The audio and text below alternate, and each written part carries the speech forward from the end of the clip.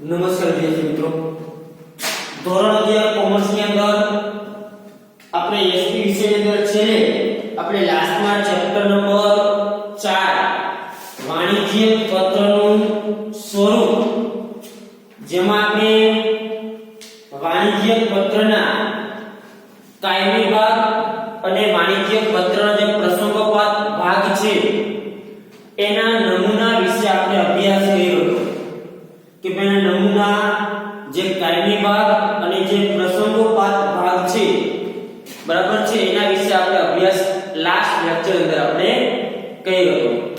હવે જે કાયમી ભાગ છે વાણિજ્ય પત્રનો, એ કાયમી ભાગમાં જે સમાવવામાં આવતી જે વિગતો છે, જેમાં આપણે જોયું હતું કે વાણિજ્ય પત્રના કાયમી ભાગની અંદર તો કે 7 મુદ્દાનો જે સમાવેશ થતો.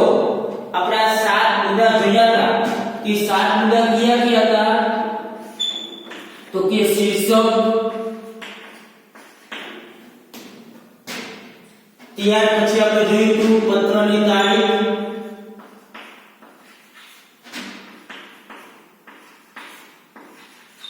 ત્યાર પછી ત્રીજો મુદ્દો હતો આંતરિક સરનામું,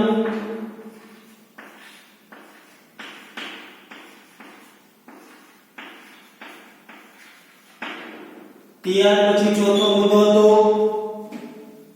સંબોધન,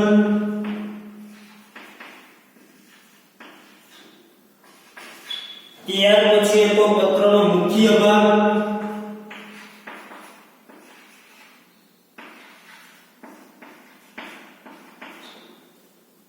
ત્યાર પછી શુભેચ્છા, દર્શક સમાપન, અને 7મો મુદ્દો હતો સહી.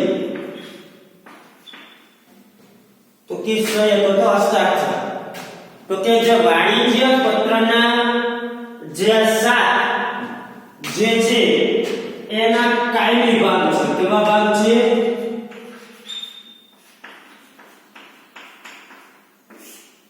કાયમી ભાગ.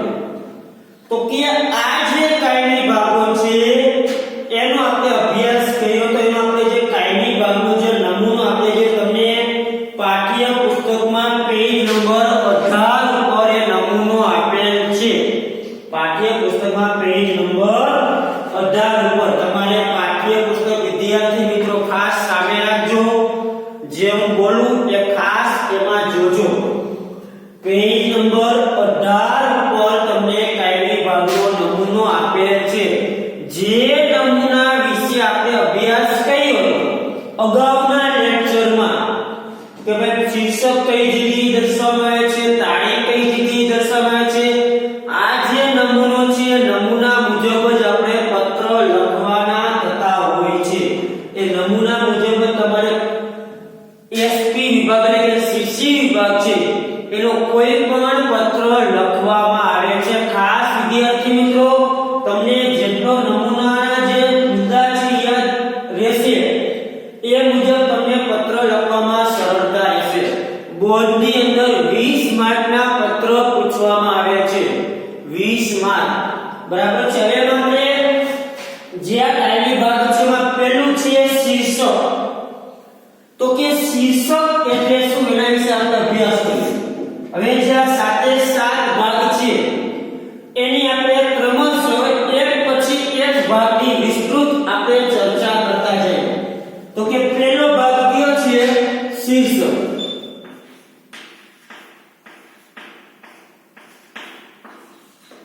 જો તમે પેજ નંબર 20 ઉપર, પેજ નંબર 20, હવે શીર્ષક એટલે શું? ટાઇટલ છે ને કહેવાય. શીર્ષક એટલે શું? ટાઇટલ. આપણે જે કાયમી ભાગનો નમૂનો જોયો તો એમાં આપણને ખબર છે શીર્ષક છે એ પત્રની અંદર, તો કે નમૂનામાં કીધું શીર્ષક ક્યાં દર્શાવવામાં આવતું? તો કે પત્રની અંદર વચ્ચોવચ શીર્ષક દર્શાવવામાં આવતું હતું. આપણે જે નમૂનો જોયો તો કાયમી ભાગનો, તમને જો પેજ નંબર 18 પર નમૂનો આપ્યો છે, એમાં જો શીર્ષક ક્યાં છે તો કે પત્ર જો આ પેજ હોય તમારે તો વચ્ચોવચ્ચ શું હોય અહીંયા શીર્ષક હોય શીર્ષક ક્યાં હોય પત્રમાં વચ્ચોવચ્ચ શીર્ષક હોય હવે શીર્ષક એટલે શું તો કે આ જે છે ઈ શીર્ષક જેને કહેવાય કે પત્રનો મુખ્ય ભાગ છે ટાઇટલ કહેવાય શું કહેવાય ટાઇટલ તો કે પત્રની જે શરૂઆત છે એ આ ભાગથી થતી હોય ક્યાંથી શરૂઆત થઈ તો કે શીર્ષકથી તો કે શીર્ષક જે છે એ કોઈ પણ સંસ્થા કે પેઢીની છાપ ઊભી કરે છે એના પરથી ખબર પડે કે પત્ર કોણ લખનાર છે જે પેઢી પત્ર લખનાર હોય એનું નામ અહીં લખેલું એટલે શીર્ષક જે છે એ જે તે પેઢીની ઓળખ ઊભી કરે છે આથી પત્રની જેને કહેવાય કે શરૂઆત થતી હોય છે ઘણી સંસ્થાઓ આપણે જોતા કે ઘણી સંસ્થાઓ પોતાના લેટર પેડ અલગથી છપાવેલા આપણે તમે સ્કૂલમાં જોતા હોય તો સ્કૂલનું લેટર પેડ હોય A4 સાઈઝમાં લેટર પેડ બનાવેલું હોય એ લેટર પેડની અંદર એનું ટાઇટલ આપણને ખબર છે કે છાપેલું હોય તમે ઘણા પછી બિલ જોતા હોય એમાં પેઢી કે સંસ્થા આપણને ખબર કોઈ પણ બિલ જોતા હોય તો ઘણી જગ્યાએથી બિલ મેળવતા હોય તો બિલમાં પણ ઉપર એનું ટાઇટલ છાપેલું છે અલગ અલગ સંસ્થા જ્યારે પત્ર લખતી હોય તેના જે લેટર પેડ હોય એ લેટર પેડમાં જેને કહેવાય કે જેનું ટાઇટલ હોય પેઢી શીર્ષક એટલે શું તો કે જે પત્ર લખનાર છે એનું નામ અને સરનામું હોય ટૂંકમાં તો તમે ઘણી સંસ્થાના લેટર પેડ તમે જોયા હોય તો એ લેટર પેડની અંદર એનું શીર્ષક અને એનું હેડિંગ જે છે એ લેટર પેડની અંદર છાપેલું છે કમ્પ્લીટ ખાલી જે વિશે પત્ર લખવાનો છે ખાલી એટલું જ એને ટાઈપિંગ કરવાનું રહે કે ભાઈ જે લેટર પેડ કમ્પ્લીટ કરેલા છે એની પાસે એમાં જેને કહે કે જે પેઢી કે સંસ્થાનું જે નામ ત્યાર પછી એમના વ્યવસાયનો જે કંઈ પ્રકાર હોય એનું સરનામું હોય પેઢી કે સંસ્થાનું આ ઉપરાંત તો કે બીજી બાબત વાત કરીએ તો ઈમેલ ટેલિફોન ફેક્સ કે વેબસાઇટ આ બધાનો સમાવેશ મુખ્ય શીર્ષકમાં કરવામાં આવે છે એટલે કે શીર્ષકમાં ખાસ કરીને શું શું હોય તો કે પેઢીનું નામ હોય સરનામું વ્યવસાયનો પ્રકાર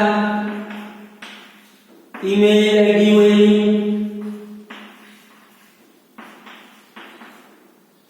ફોન નંબર તો કે આ બધી બાબતોનો તો કે શીર્ષકમાં સમાવેશ કરવામાં આવે છે તો કે આ બધી જે બાબત છે એ શીર્ષકના હેડિંગમાં સમાવેશ કરેલો હોય છે તો કે પેઢીનું જે શીર્ષક દર્શાવવામાં આવે છે એમાં તો કે આવી બધી બાબતોનો સમાવેશ થાય છે મેં કીધું ને કે અમુક પેઢી એનું જે લેટર પેડ એમાં છાપેલું કમ્પ્લીટ જ હોય એનું શીર્ષક કે જેમાં નામ સરનામું ધંધાનો પ્રકાર email ID phone number mobile number fax number ત્યાર પછી પેઢીનો લોગો હોય તો લોગો જેને આપણે સિમ્પલ કહીએ સ્કૂલ હોય ન્યૂ સ્કૂલ હોય તો આપણે ખબર તમે એનો સિમ્બોલ આપેલો ન્યૂ સ્કૂલનો લોગો તો એ ડાબી બાજુ જેને કહેવાય બરાબર છે જે લેટર પેડમાં ડાબી બાજુ જેને કહેવાય કે એનો સિમ્બોલ જે ચિહ્ન છે પ્રતીક જેને આપણે લોગો કહે છે એનો પણ સમાવેશ કરેલો હોય છે તો કે આ બધી બાબતો જે છે એ નિયત જગ્યાએ રજૂ કરવામાં આવે છે તો કે સામાન્ય રીતે જેને કહે કે જે પેઢીનું જે નામ કે સરનામું જે છે પેઢીનું નામ કે સરનામું એટલે કે જે શીર્ષક છે એ થોડા મોટા અક્ષરથી છાપવામાં આવે છે જેથી કરીને લોકોનું એમાં ધ્યાન કેન્દ્રિત થઈ શકે તો કે મોટા અક્ષરનો કાગળની વચ્ચે જેને કહે કે શીર્ષક લખવામાં આવતું હોય છે અને ડાબી અથવા તો જમણી બાજુ અથવા તો જમણી બાજુ જે તે પેઢી કોઈ લોગો કે ચિહ્ન હોય તો એ પણ દર્શાવવામાં આવતું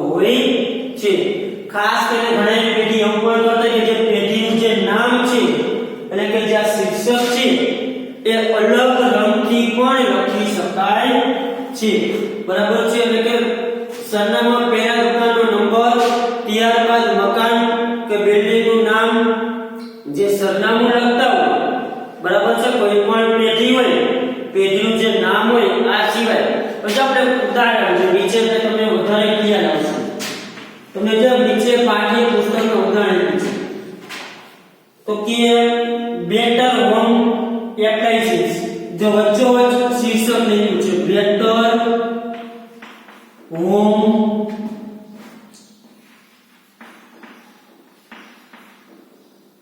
એપ્લાયન્સીસ તો કે આ શું થયું પેઢીનું નામ એટલે કે પત્ર લખતી વખતે તો કે વચ્ચોવચ્ચ પેઢીનું નામ લખવાનું જે પેઢી જેની હશે તે ત્યાર પછી આપણે કીધું કે નામ અને વ્યવસાયનો પ્રકાર તો કે કાઉન્સ વગેરે વ્યવસાયનો પ્રકાર એ શું છે તો કે ઘર વપરી સામાનના વિક્રેતા તો કે ના ધંધાનો પ્રકાર દર્શાવે બેટર ઓફ એપ્લાયન્સીસ છે એ ઘર વપરી સામાનના વિક્રેતા એટલે કે શીર્ષકની અંદર પેઢીનું નામ એના પેઢીનો પ્રકાર ત્યાર પછી આગળ તો કે એનું જે સરનામું લખવામાં આવતું શું લખવામાં આવતું હોય સરનામું હવે પેઢીનું દર્શાવવામાં આવે સરનામું તો કે શીર્ષકમાં આ બધી બાબતોનો સમાવેશ કરવામાં આવતો હોય છે હવે જો પેઢીનું નામ લખ્યું પેઢીનો પ્રકાર ત્યાર પછી પેઢીનું જે સરનામું લખવામાં આવે છે એ સરનામાની અંદર તો કે કઈ રીતે લખવામાં આવે તો કે સૌપ્રથમ તો કે સરનામામાં દુકાનનો નંબર એટલે કે આપેલી જે જગ્યાએ દુકાન આવેલી દુકાનના કાઈ પણ નંબર હોય પેઢી હોય દાખલા તરીકે 10 લઈ ગયા એટલે દુકાનનો નંબર કેટલો છે 10 ત્યાર પછી મકાન એટલે કે મકાન કે જે કોમ્પ્લેક્સ બિલ્ડિંગ નામ વિનીત ચેમ્બર્સ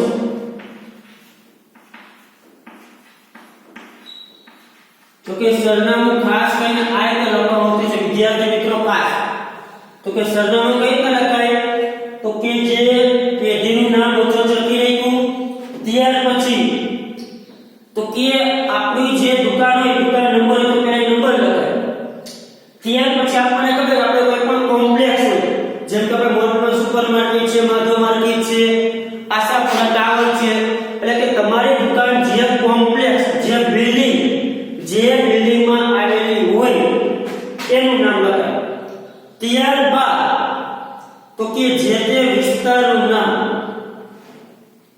ત્યારબાદ શું લખે છે જે તે વિસ્તાર માની કે વિનીત ચેમ્બર્સ હવે આ જે કોમ્પ્લેક્સ છે કઈ જગ્યાએ રચનાયેલું છે કે એસપી બસ સ્ટેન્ડની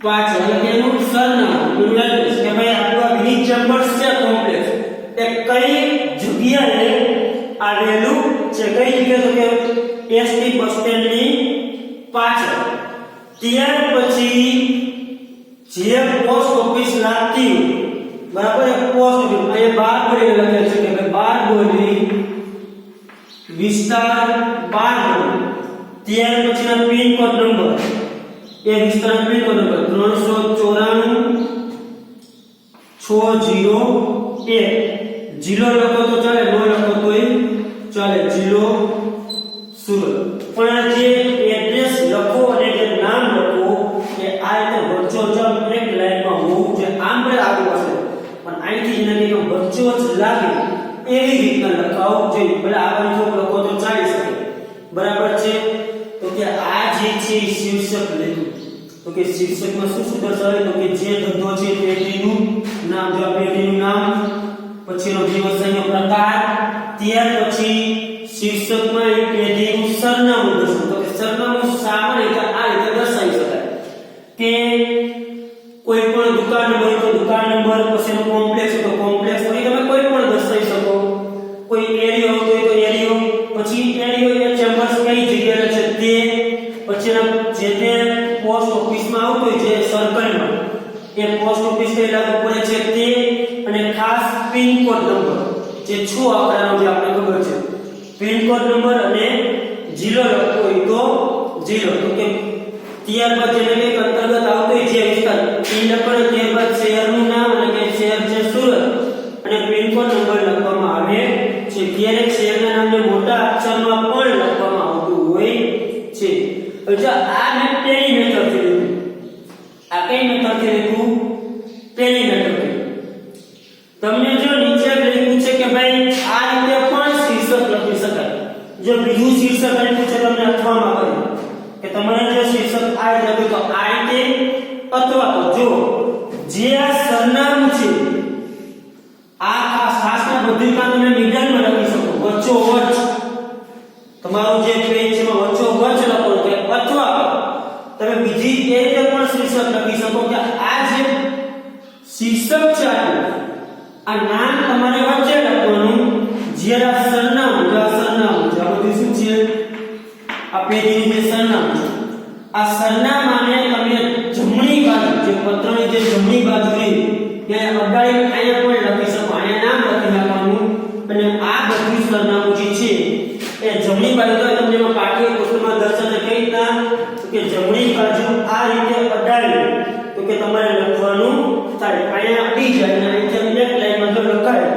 એ તમામ સરનામું જે છે એ તમે આમ જમણી બાજુ પણ અડાડી લખી શકો અને પછી તમને અનુકૂળ લાગે એ બરાબર છે હવે ત્યાર પછી બીજું શીર્ષકમાં આપણે વાત કરીએ કે ઈમેલ એડ્રેસ ફોન નંબર અને લોગો દર્શાવી શકાય જો આ બાજુ ફોન નંબર કોઈ પણ તમને યોગ્ય લાગે લખવાનું 0 262 0 256 પછી ઈમેલ આઈડી ફોન નંબર આપણે યોગ્ય લાગે એમાં કોઈ પણ ડાબી બાજુ ફોન નંબર લખવાનો ઈમેલ આઈડી જે છે આપણે યોગ્ય લાગે એ તમારે બનાવવાની થાય એટલે છે bedroom@gmail.com આ બાજુ લખવાના ફેક્સ નંબર લખવા હોય તો નો લખવા હોય તો નહીં આપણે ફેક્સ નંબર લખવા જોઈએ ખાસ ફોન નંબર અને ઈમેલ આઈડી આ બે વસ્તુ દર્શાવો બરાબર છે ક્યાં દર્શાવો કે એડ્રેસ પૂરું થઈ જાય ત્યારે જો તમે બીજી મેથડથી લખો કઈ મેથડથી બીજી મેથડ એટલે કે આ સરનામું જો તમે આ જમણી બાજુ હટાવેલું હોય તો આ જે છે ફોન નંબર ઈમેલ આઈડી છે એ આની એક્ઝેક્ટ સામે લખો ક્યાં લખવાનું આની એક્ઝેક્ટ સામે પણ જો તમે પેલી મેથડથી લખો તો આ જે પૂરું થાય તમારું સરનામું ત્યાર પછી ડાબી બાજુ આ રીતે ડાબી બાજુ આ જગ્યાએ લખવાનું થશે હવે ફેક્સ લખવાની આપણે જરૂર છે ને ખાસ ફોન નંબર અને ઈમેલ આઈડી પછી તમને સરનામું જે છે તમે કાં પેલી મેથડથી લખી શકો અથવા તો બીજી મેથડથી લખી શકો જો બીજી મેથડથી લખતા હો તો વચ્ચે નામ આવશે આ જે સરનામું છે કઈ બાજુ બીજી છે જમણી બાજુ અને આ ફોન નંબર ને ઈમેલ આઈડી છે એક્ઝેક્ટ એની તમારે સામે દર્શાવવાનું છે જે શીર્ષક છે એ જ પત્રની છાપ ઊભી કરે છે શીર્ષક પત્રની શું ઊભી કરે છે છાપ બરાબર છે આ શીર્ષક બહુ અગત્યની વસ્તુ છે ત્યાર પછી છે પત્રની તારીખ શું છે બીજો મુદ્દો આપણો છે પત્રની તારીખ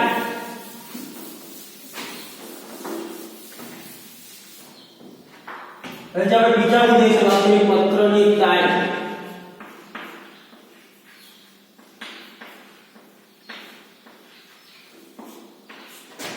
હવે પત્રની તારીખ એટલે કઈ તારીખે બીજો અગત્ય હવે પત્ર તમે કઈ તારીખે લખો છો એ દર્શાવવાનું હોય છે પત્ર સાવેટ ફુલી બ્લોક કે મોડિફાઈડ બ્લોક શૈલી અનુસાર જે પત્રમાં લખવાની જે તારીખ છે એ તારીખની જગ્યા ફિક્સ હોય છે પત્રની તારીખ કઈ જગ્યાએ લખાય પત્રમાં એ જો આપણે તારીખમાં તમને તારીખ કઈ જગ્યાએ દર્શાવવામાં આવે છે તો કે તારીખ જમણી બાજુ જે શીર્ષકના સરનામું પૂરું થાય અને એની નીચે અહીંયા તારીખ દર્શાવવામાં આવે કે દર્શાવવામાં તારીખ આવે નીચે તો કાંઈ શીર્ષક અને સરનામું જે કાંઈ આવતું હોય શીર્ષક માં આવી લખ્યું હોય તો કે એની નીચે તો કે પત્રની તારીખ દર્શાવે કે પત્ર કઈ તારીખે લખવામાં આવે છે એ દર્શાવવામાં આવે છે પણ તારીખ જે છે એ બે પ્રકારે લખાય છે કેટલી પદ્ધતિ છે બે એક અમેરિકન પદ્ધતિ છે અને એક પદ્ધતિ છે બ્રિટિશ પદ્ધતિ પત્રમાં તારીખ કેટલી પદ્ધતિ લખાય છે બે પદ્ધતિ અમેરિકન પદ્ધતિ અને બ્રિટિશ પદ્ધતિ ખાસ એ તમને વિદ્યાર્થી આપણે જે પત્ર ભણશો તો ઓટોમેટિક આવી જશે પણ એટલી ખબર તારીખ જે છે એ જે નમૂના આપણે આગળ અભ્યાસ કર્યા કે જમણી બાજુ જે સરનામું લખાયેલું એની નીચે તો કે તારીખ લખવામાં આવે છે પણ તારીખ કઈ પદ્ધતિ કેટલી પદ્ધતિ લખાય છે બે પદ્ધતિ અમેરિકન પદ્ધતિ અને બ્રિટિશ પદ્ધતિ તો કે અમેરિકન પદ્ધતિમાં આ રીતે લખાય જાન્યુઆરી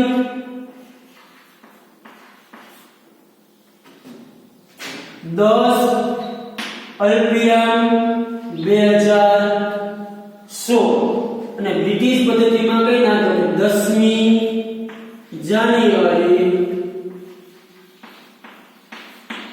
2016 આ છે અમેરિકન પદ્ધતિ અને આ છે બ્રિટિશ પદ્ધતિ અમેરિકન પદ્ધતિમાં પહેલા મહિનો પછી તારીખ અલ્પિયમ અને પછી વર્ષ બ્રિટિશ પદ્ધતિમાં પહેલા તારીખ પછી મહિનો અલ્પિયમ પછી વર્ષ દર્શાવવામાં આવે છે બરાબર છે અહીંયા જે બ્રિટિશ પદ્ધતિએ જે આપણે તારીખ લખતા હોય છે બરાબર છે અમેરિકન પદ્ધતિમાં આપણે કીધું પહેલા મહિનો તારીખ અને પણ જે બ્રિટિશ પદ્ધતિ અહીંયા જે હોય છે 10 મી જે મી લેટર છે એટલે કે બ્રિટિશ પદ્ધતિમાં તારીખ લખતી વખતે તારીખની પાછળ મી લી બીજી બરાબર છે આ શબ્દો તમારે લખવા પડતા હોય છે કે પહેલી ને લખતા હોય તો પહેલી જાન્યુઆરી જેમાં જે અનુકૂળ આવે પછી બીજી તો જી શબ્દ લાગે અંગ્રેજી તો એસપી ફર્સ્ટ બરાબર છે આપણને ખબર છે પછી એનડી લાગે ત્યાર પછી આરડી તો કે આ જે શબ્દ જે છે આપણે ઇંગ્લિશમાં લખણી થતી હોય તો ઇંગ્લિશમાં લખી લખતા તો તારીખ પડે એસટી એનડી કે આરડી થર્ડ સેકન્ડ ફર્સ્ટ બરાબર છે ફોર્થ ટીએચ તો તારીખ લખતા જો તમને ઇંગ્લિશમાં લખી મને તારીખ ઇંગ્લિશમાં લખી આપણે લખતા 10 પછી લખી જાન્યુઆરી 2016 ઉપર જે છે આ રીતના શબ્દ લખતા ટીએચ બીજી ડાયરો તો સેકન્ડ એનડી લાગે કેટલા બી તારીખના પર શબ્દ અસર કરતા હોય છે એટલે કે અમેરિકન પદ્ધતિ તથા બ્રિટિશ પદ્ધતિ આ બે પદ્ધતિમાંથી કોઈ પણ એક પદ્ધતિએ તમારે પત્રમાં તારીખ લખવાની હોય છે તારીખ આપણે આ રીતે નથી લખવાની કે 22 2 16 કે 10 તો 10 1 16 નથી એટલે ટૂંકમાં દર્શાવવાનું કે નથી એટલે 10 1 લખવાનું તારીખ લખવાનું મહિનાનું આખું નામ લખવાનું પહેલો મહિનો તો જાન્યુઆરી આ રીતે ટૂંકમાં નથી લખવાનું કે 10 જાન્યુઆરી એ રીતે આખો મહિનાનું નામ લખવાનું છે એટલે આ રીતે દર્શાવાય છે તારીખ ત્યાર પછી ત્રીજું છે આંતરિક સરનામું શું મુદ્દો છે આંતરિક સરનામું આંતરિક સરનામું એટલે શું તો કે જે પત્ર મેળવનાર છે એનું સરનામું પત્ર મેળવનાર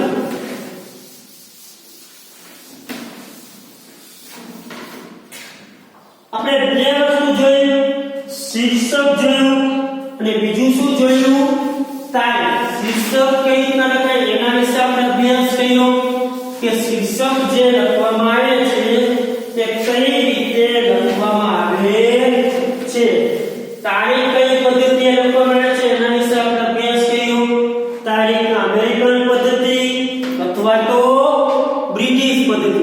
એ અમેરિકન અને બ્રિટિશ પદ્ધતિમાં તારીખ કઈ રીતે લખે છે એના વિશે આપણે જોયું.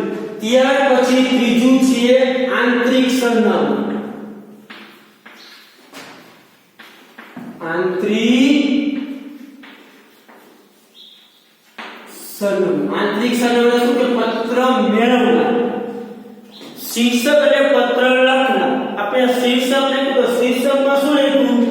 જે પેઢી પત્ર લખે છે તેનું નામ, તેના વ્યવસાયનો પ્રકાર, તેનું સરનામું એ બધું આપણે દર્શાવ્યું.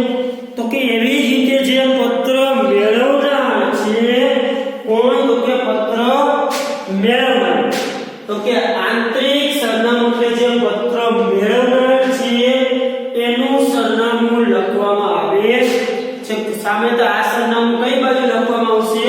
તો કે હાંસિયાને અડીને. તમે જો નમૂનામાં જે કાયમી ભાગનો જે નમૂનો છે એમાં તમે જોઈ શકશો કે આંતરિક સરનામું જે છે, જો પત્રની જે તારીખ તમે આ જોજો વિદ્યાર્થી, નમૂનામાં જોતા જાજો.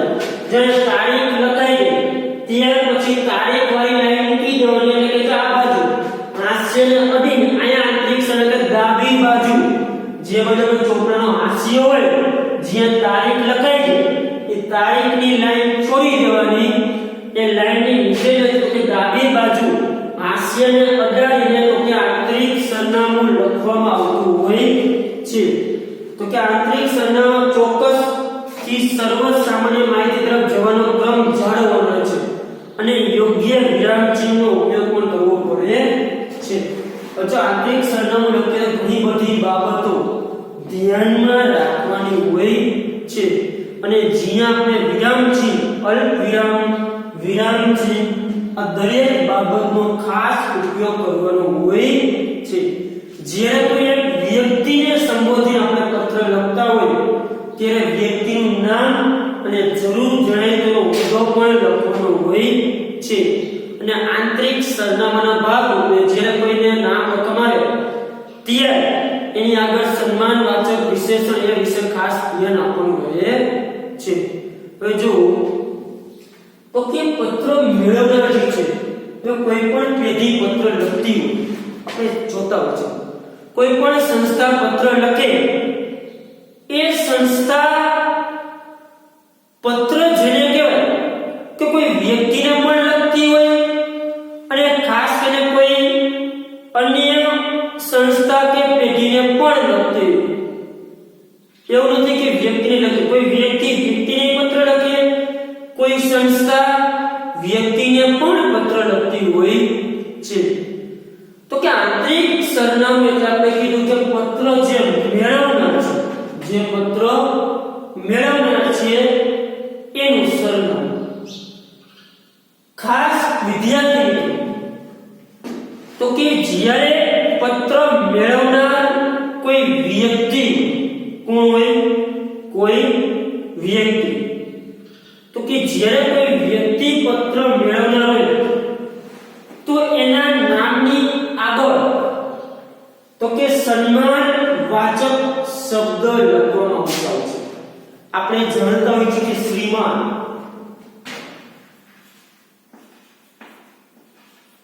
શ્રીમતી આ શબ્દ કે શ્રીમાન, જય ઉદાહરણ શ્રીમાન જે કે મહેરા.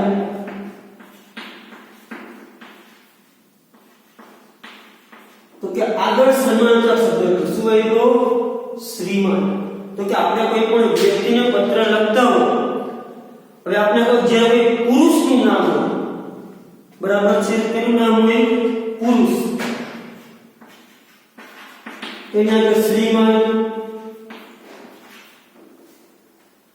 કે પછી શ્રી કે પછી શ્રીયુક્ત આવા શબ્દનો ઉપયોગ કરતા. નામની આગળ જ્યારે કોઈ પુરુષ વ્યક્તિ હોય, બરાબર છે, મેલ, જ્યારે કોઈ પુરુષ વ્યક્તિ હોય એટલે કે જેન્ડરમાં જેને કે મેલ કોઈ પણ પુરુષ છે ત્યારે એની નામની આગળ એટલે કે એના નામની શ્રીમાન, શ્રી જે કે મહેરા કે શ્રીયુક્ત આવા તો કે આપણે સન્માનવાચક શબ્દ શબ્દો લખતા હોય છે. પણ જો આ જે પત્ર મેળવનાર છે પુરુષ હોય તો આ રીતે, પણ માની લો કે પત્ર મેળવનાર કોઈ મહિલા, શું હોય? મહિલા એટલે કે કોઈ પણ સ્ત્રી હોય, તો સ્ત્રીની આગળ આપણને ખબર છે કે ઘણા બધા માનવાચક શબ્દો છે. જેમ કે આપણે જોતા કે મહિલા જો પરણિત હોય, મહિલા શું હોય? પરણિત, તો એના નામની આગળ શ્રીમતી લખે છે ગુજરાતીની અંદર. ઇંગ્લિશમાં આપણે પુરુષ જેને કહીએ છીએ મિસિસ, આવું લખતા હોય છે. જો મહિલા અપરિણિત હોય,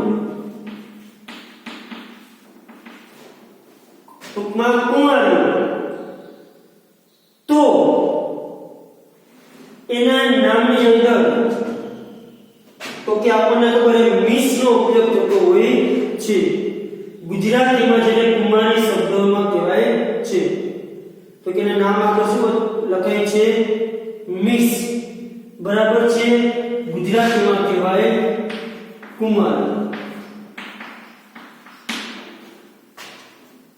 અને જો આપણને ખબર જ હોય કે મહિલા પરણિત કે અપરિણિત છે, ત્યારે બરાબર છે એના નામની અંદર આગળ લખાય છે મિસ, જેને મિસ કહેવાય,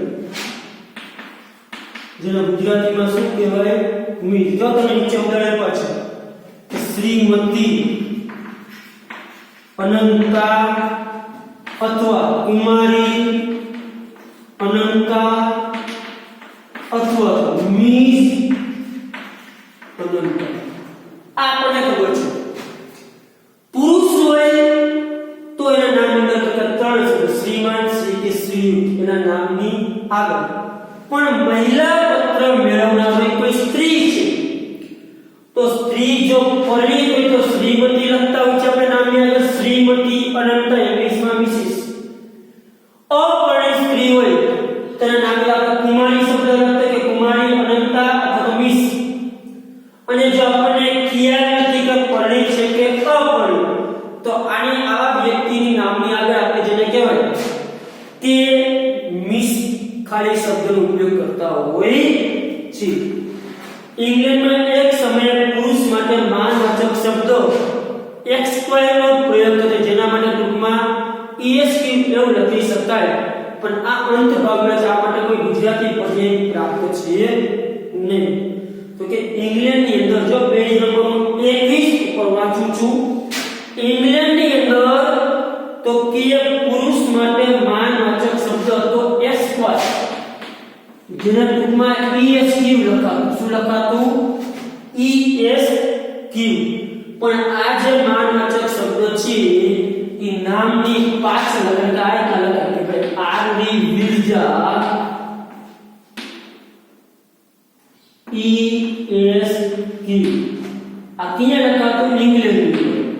તો કે એની અંદર આવે માનવાચક શબ્દ, જેમ આપણે શ્રીમાન, શ્રીમતી આવા છે પુરુષ માટે, તો કે XY જેને ટૂંકમાં ESQ વડે દર્શાવાતું. પણ આપણે અહીંયા આ શબ્દ આપણે દર્શાવતો છે નહીં, જે નામની પાછળ લખાતું. નકર આપણે સમાજક જે શબ્દ છે તે આપણે નામની ક્યાં લખતા? આગળ લખતા. આ જો નામની પાછળ શબ્દ દર્શાવે, એટલે કે નામની પાછળ તો કે આવો શબ્દ દર્શાવવામાં આવે છે. આ સિવાય તો કે કેટલીક વ્યક્તિ પોતાના નામ સાથે પોતાની મેળવેલ ડિગ્રીનો પણ ઉપયોગ કરતા હોય છે. પોતે જે ડિગ્રી મેળવેલી હોય એનો પણ ઉપયોગ કરતા હોય. જેમ કે કોઈ ડોક્ટર હોય તો આપણે ખબર છે ડોક્ટરની ડિગ્રી આગળ DR આ રીતના લખતા હોય. કોઈ PhD કર્યું તો કે જે ડોક્ટર જે છે તો એ પાછળ ડોક્ટરનો DR અથવા PhD કર્યું તો PhD ની સિમ્બોલ, કોઈ પદવી કોઈ ડિગ્રી પ્રાપ્ત કરેલી હોય તે ડિગ્રીના જે માનવાચક શબ્દ છે એની પાછળ લખવામાં આવતું હોય છે. તો કે ડોક્ટર, પ્રોફેસર, જો પેજ નંબર 22 ઉપર પાછળ તમને આપેલા છે, જો પેજ નંબર 22 ઉપર જો કોઈ ડોક્ટર ડિગ્રી આગળ કોઈ ડોક્ટર ઉર્જસ્વ ધ્રુવ, સર રવિન્દ્ર જાડેજા, પ્રાધ્યાપક નિલય મન. જો ખાસ જ્યાં એની માનવાચક શબ્દ અગર તમે ડોક્ટર કે એવું કંઈ લખતા હો તો તે પછી શ્રીમાન આવો શબ્દ લખાતો નથી. ખાલી શું લખાય? ડોક્ટર નું નિશાન અથવા ગુજરાતી લખાય ડોક્ટર જે કે મેં. પછી એની પાછળ શ્રીમાન, ડોક્ટર, શ્રીમાન એવું લખાતું નથી. એની જે પદવી છે ડોક્ટર, સર લખાતું સર, પ્રોફેસર તો પ્રોફેસર. જો એ નીચે જ્યારે માનવાચક સૂચક શબ્દ ઉપર મુદ્દાનો પણ નામ સાથે ઉલ્લેખ કરવામાં આવે તો આ રીતે લખી શકાય. તમારે માનસૂચક શબ્દ લખવો છે એની સાથે હોદ્દો દર્શાવો. પ્રિન્સિપાલ હોય તો એને તો પ્રિન્સિપાલ ડોક્ટર ઋષભ પંડ્યા. અને શું પ્રિન્સિપાલ પાછળ ડોક્ટરની પદવી મેળવી તો આ રીતે લખાય કે પ્રિન્સિપાલ, પછી કાઉન્સમાં લખાય ડોક્ટર, પછી એમ જી છે તે ઋષભ પંડ્યા નામ. ગુજરાતીમાં લખેલું ડોક્ટર નિશાન ડોક્ટર. પ્રિન્સિપાલ નો હોદ્દો દર્શાવે પ્રિન્સિપાલ ઋષભ પંડ્યા અને ડોક્ટર નું જેને કે એની પાસે છે. સ્ત્રી હોય તો નીચે લખ્યું ડોક્ટર શ્રીમતી નંદના વાલો. ત્યાર પછી આગળ વ્યક્તિના નામો ધરાવતી હોય પેઢી, કેના નામો ધરાવતી હોય તો ખાસ તમે પાછળ જે વાંચું છું ત્યાં ખાસ વિદ્યાર્થી મિત્રો ધ્યાન આપજો કે તમને જેમાં ઉદાહરણ આપ્યા છે એ ઉદાહરણ તમે સમજી શકો. હવે કોઈ પેઢી વ્યક્તિનું નામ ધરાવે છે. કેવું નામ ધરાવે છે? વ્યક્તિનું નામ ધરાવે છે પેઢી. એટલે આપણે ખબર ઘણી બધી પેઢી કોઈ વ્યક્તિના નામ પરથી બનેલી હોય. કેના નામ પરથી બનેલી હોય? વ્યક્તિના નામ પર. તેની આગળ આવા જે પેઢી હોય તો એ પેઢીના નામ લખે મેસર્સ રાજાણી બ્રધર્સ. આ તમે ઘણી જગ્યાએ જોતા હોય તો નામ લખ્યું. કોઈ વ્યક્તિના નામ પરથી પેઢીનું નામ તમારું રાખેલું હોય તો આ લખે Messrs Rajali brothers, Messrs iron company. તમે ઘણી બધી જગ્યાએ યાર્ડમાં જતા હોય, માર્કેટ યાર્ડ તો ઘણી બધી કંપનીઓ મેસર્સ લખેલું હોય. આ કઈ પેઢીના ઉપર કે જે પેઢીનું નામ વ્યક્તિના નામો ધરાવતી હોય એવી પેઢીના નામ આગળ આવીને મેસર્સ શબ્દનો ઉપયોગ કરવામાં આવતો હોય છે. આ જો આંતરિક સરનામું જે લખતા હોય એના માટે ઉપયોગી છે કે ભાઈ વ્યક્તિ તો કઈ રીતે લખે, પછી ભાઈ નીચે સરનામું આપણે દર્શાવતા હોય ત્યાં નામના શ્રીમાન, શ્રી અને ઈએસસી, પીએચડી તો ડોક્ટરનું જે કા બધા નામ છે આ રીતે દર્શાવવામાં આવતું હોય. ત્યાર પછી બિન વ્યક્તિ નામ ધરાવતી કોઈ પણ પેઢી. કેવું? બિન વ્યક્તિ એટલે કે વ્યક્તિનું નામ નથી તેના નામે આગળ ધ શબ્દ હોય છે. શું શબ્દ હોય છે? The radix corporation. તો કે આ ધ રેડિક્સ કોર્પોરેશન. તો કે જે બિન વ્યક્તિ પેઢી હોય તો એના નામે આગળ ધ શબ્દ લખાતો હોય છે.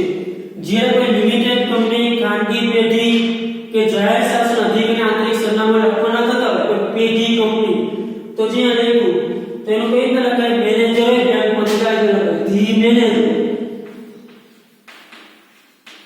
પછી બેંકનું નામ સ્ટેટ બેંક ઓફ ઇન્ડિયા. પછી જે સરનામું હોય તે કોઈ સેક્રેટરી હોય પેઢીમાં કોઈ હોદ્દો ધરાવતો હોય તો તમને જો પેજ નંબર જે 22 પર આપ્યું છે એ રીતેના હોદ્દાનો ઉલ્લેખ કરવામાં આવે છે. એટલે આંતરિક સરનામું જે લખવામાં આવે છે એમાં આ બાબતોનું ધ્યાન રાખવામાં આવે છે. આપણે શીર્ષક, પત્રની તારીખ અને આંતરિક સરનામું ત્રણ મુદ્દા વિશે આપણે આજે અભ્યાસ કર્યો. ત્યાર પછી જે અન્ય મુદ્દા છે આપણે નેક્સ્ટ લેક્ચરમાં અભ્યાસ કરીશું. ચાલો